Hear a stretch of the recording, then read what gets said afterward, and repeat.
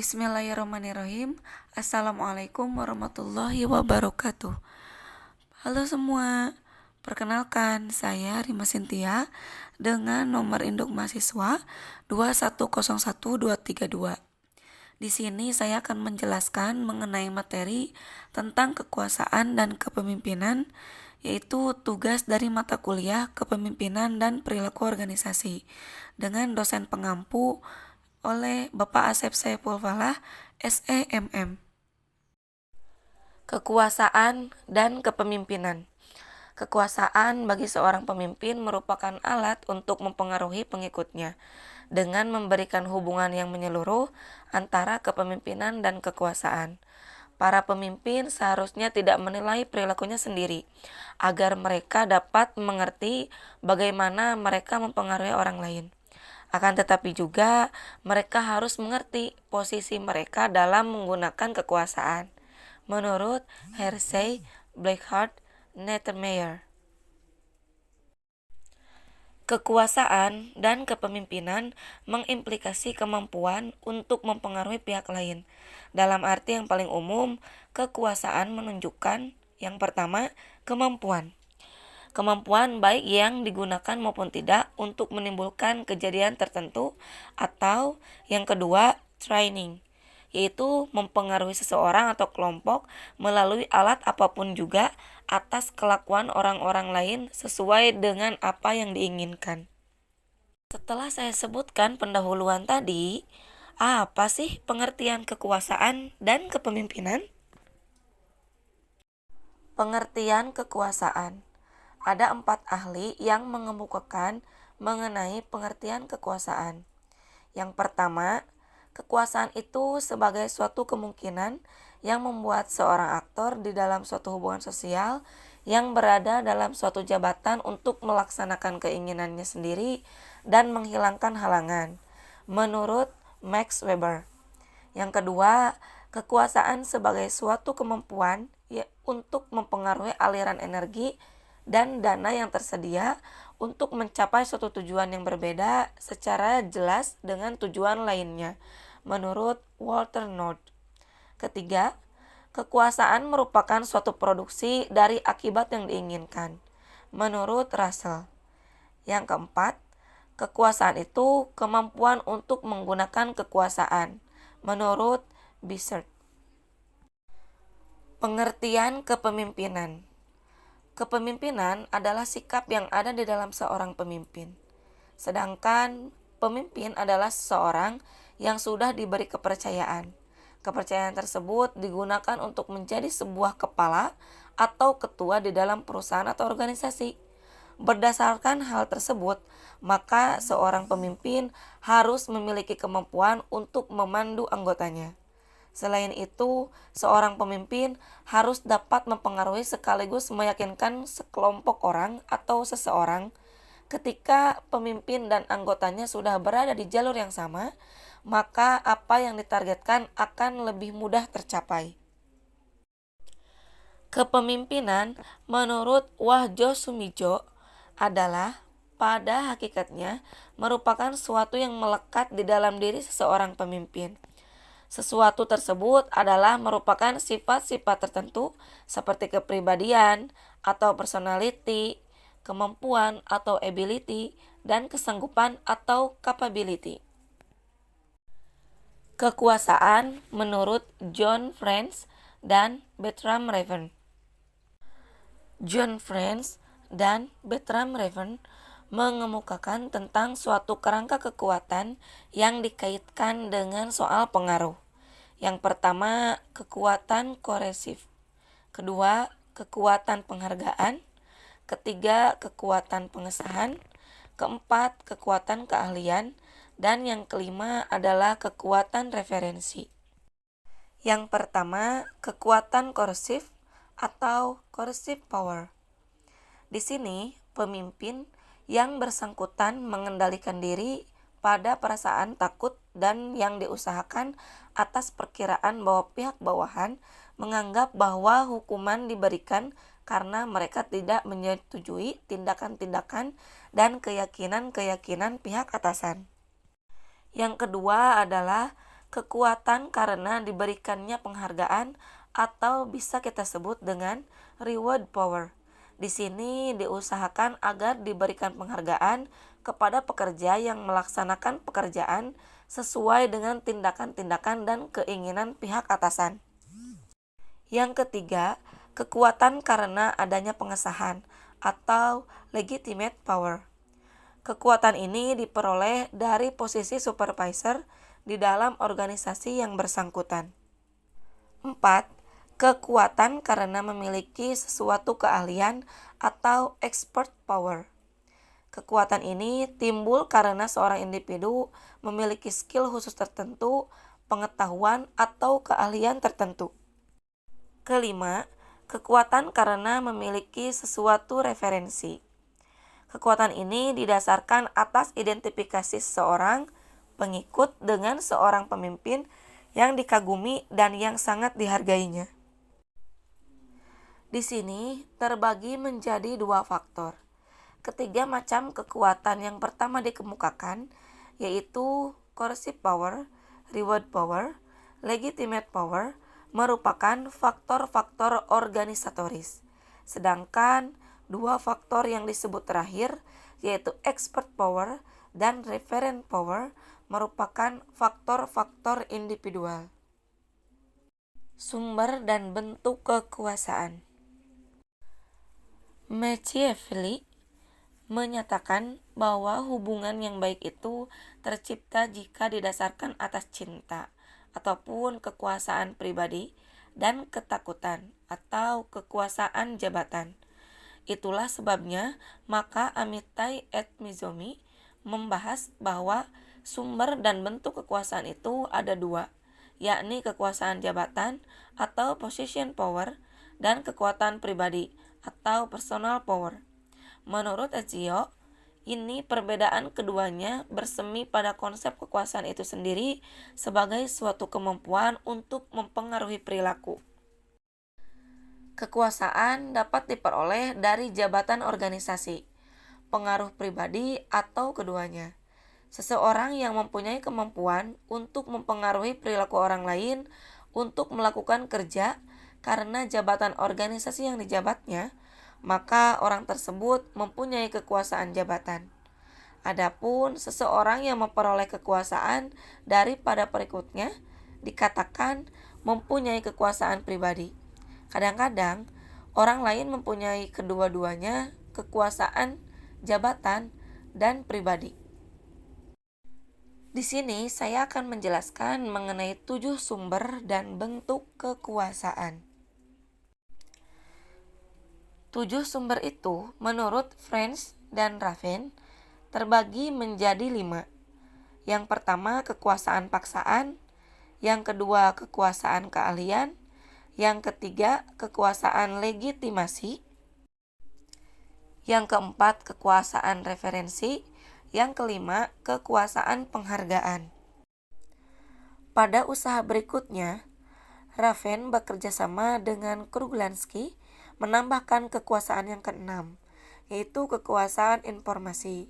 Dan pada tahun 1979, Hersey dan Goldsmith mengusulkan kekuasaan yang ketujuh, yaitu kekuasaan hubungan. Saya jelaskan satu-satu ya. 5 poin pertama menurut French dan Raven, yaitu kekuasaan paksaan ataupun coercive power. Kekuasaan ini berdasarkan atas rasa takut.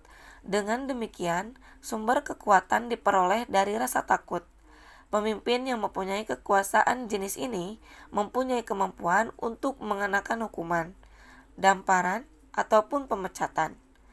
Dalam kehidupan organisasi, pimpinan ataupun manajer yang menggunakan kekuasaan paksaan ini dapat dilihat dari tindakannya yang suka menghukum, menunda pembayaran gaji, dan kenaikan pangkat, dan bahkan memecat pegawai.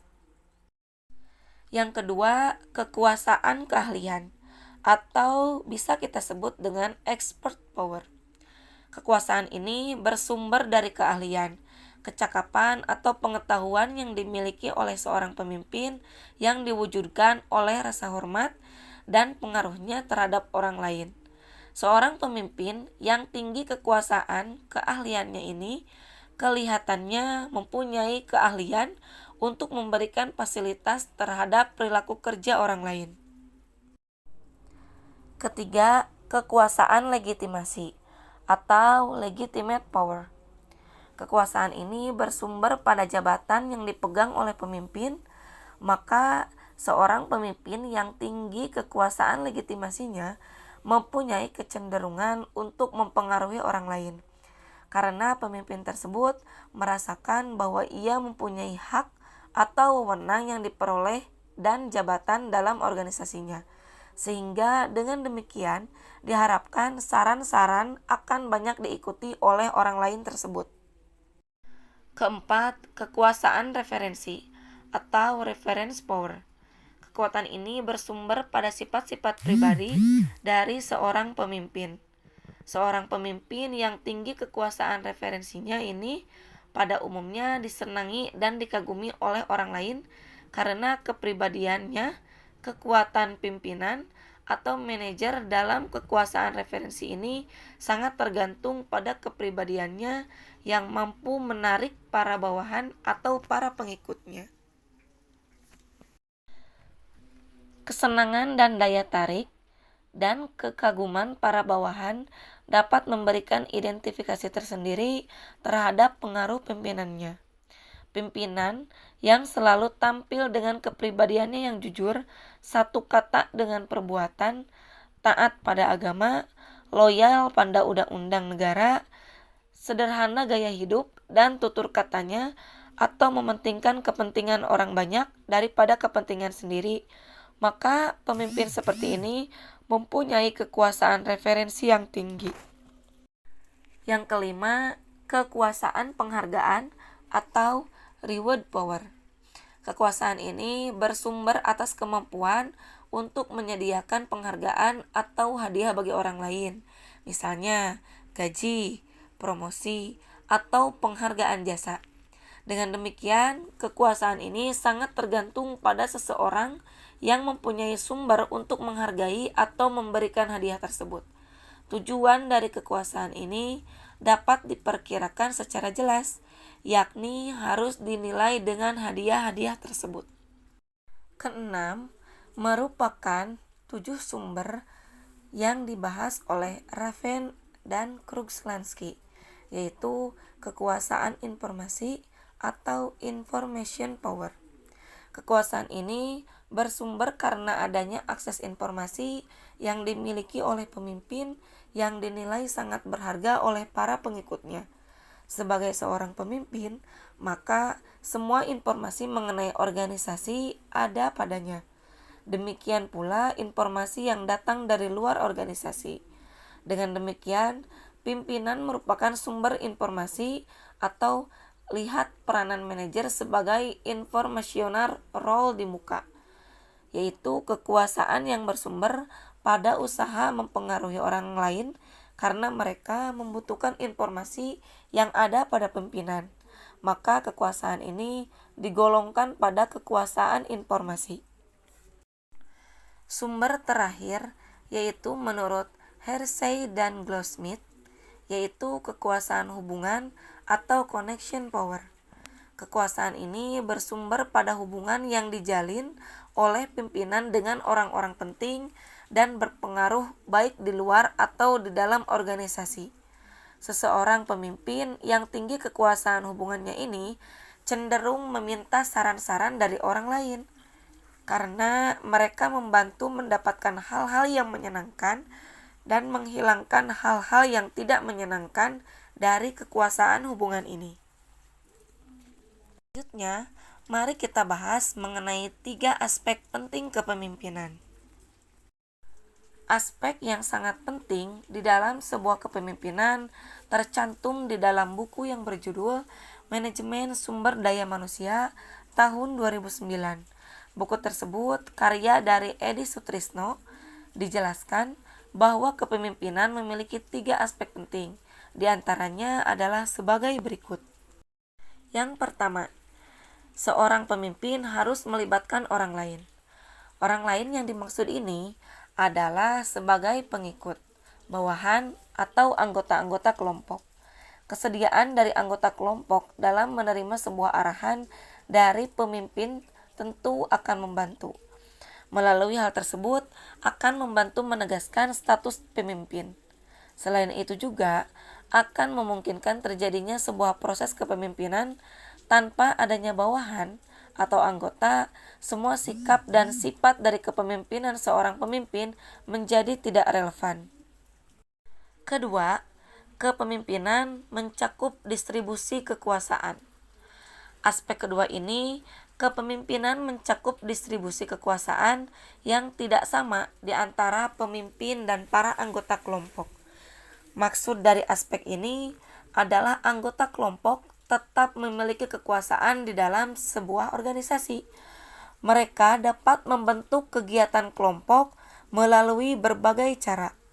Akan tetapi, kekuasaan dari pemimpin organisasi cenderung akan lebih tinggi jika dibandingkan dengan anggota kelompoknya. Yang terakhir, yaitu kepemimpinan sebagai kemampuan dalam menggunakan kekuasaan. Aspek ketiga dari kepemimpinan ini adalah sebagai kemampuan dalam menggunakan berbagai bentuk kekuasaan. Kekuasaan yang dimiliki oleh seseorang pemimpin umumnya akan digunakan dalam mempengaruhi perilaku anggota kelompoknya. Hal ini dilakukan melalui sejumlah cara. Pada dasarnya, para pemimpin akan mempengaruhi para anggota kelompoknya supaya anggota kelompok dapat melakukan pengorbanan secara pribadi. Pengorbanan tersebut digunakan demi tujuan organisasi. Oleh karena itu, para pemimpin diharapkan memiliki kewajiban khusus dalam mempertimbangkan etika saat akan mengambil sebuah keputusan. Nah, sudah jelaskan teman-teman apa itu kepemimpinan dan kekuasaan.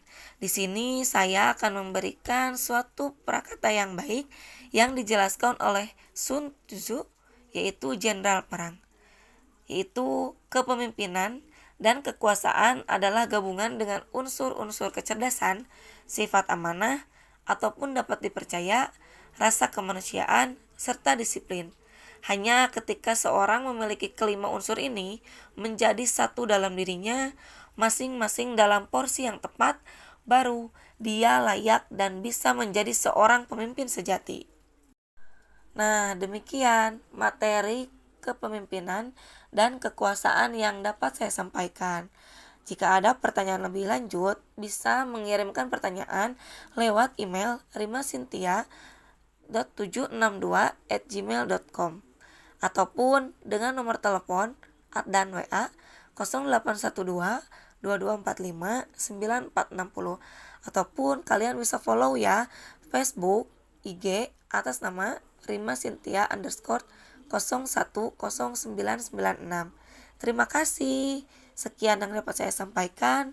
Wassalamualaikum warahmatullahi wabarakatuh.